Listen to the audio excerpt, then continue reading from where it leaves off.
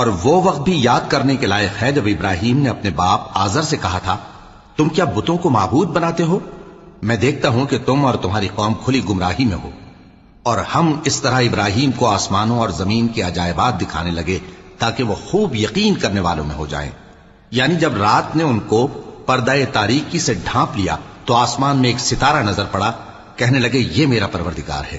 جب وہ غائب ہو گیا تو کہنے لگے کہ مجھے غائب ہو جانے والے تو پسند نہیں۔ پھر جب چاند کو دیکھا کہ چمک رہا ہے تو کہنے لگے یہ میرا پروردگار ہے۔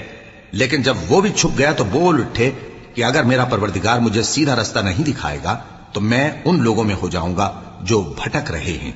پھر جب سورج کو دیکھا کہ جگمگا رہا ہے تو کہنے لگے میرا پروردگار یہ ہے، یہ سب سے بڑا ہے۔ مگر جب وہ بھی غروب ہو گیا تو کہنے لگے لوگوں، جن چیزوں کو تم اللہ کا شریک بناتے ہو میں ان سے بیزار ہوں۔ میں نے سب سے یکسو ہو کر اپنے آپ کو اسی ذات کی طرف